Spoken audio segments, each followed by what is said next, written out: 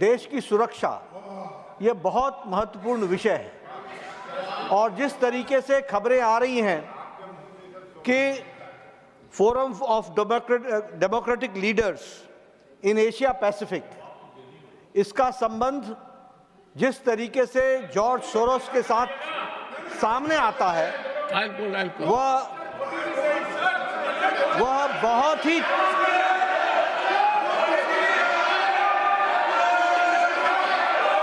बहुत ही चिंताजनक है।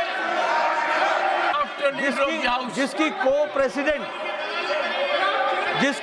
प्रेसिडेंट हमारे इसी हाउस की एक सदस्य, जिसकी को प्रेसिडेंट इसी हाउस की एक सदस्य हैं, और यह जो forum of democratic leaders of Asia Pacific है, यह जम्मू कश्मीर स्टेट को एक अलग एंटिटी के रूप में देखता है।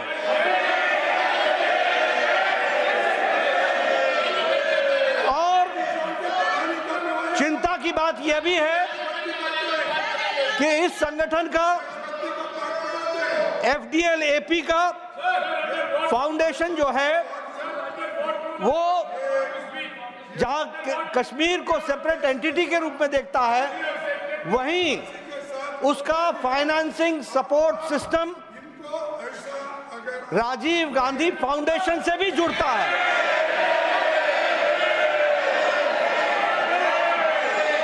और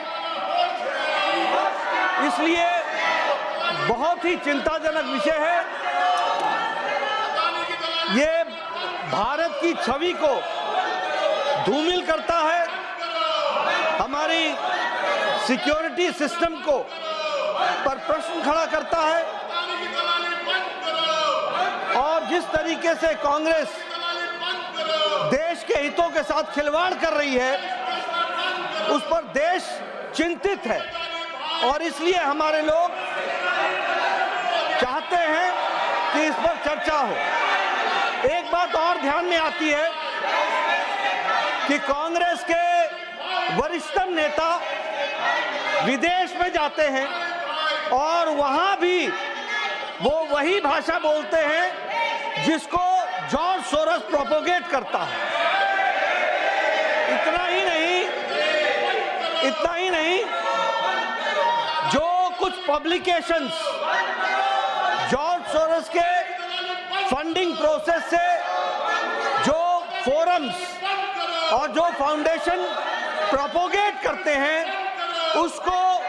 यहां पर कांग्रेस का वरिष्ठतम नेता उनको उठाता है और देश को डिस्टेबलाइज करने में अपना योगदान करता है। कि जब से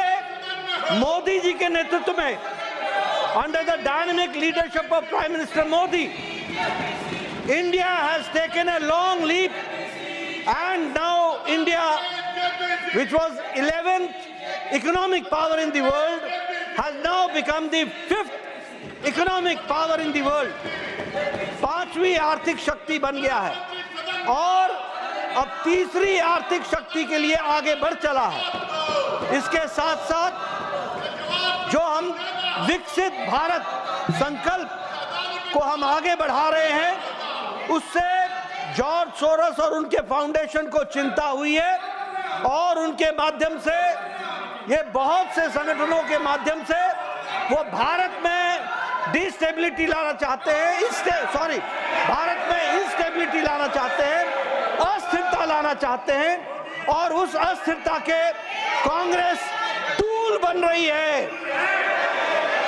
कांग्रेस उसका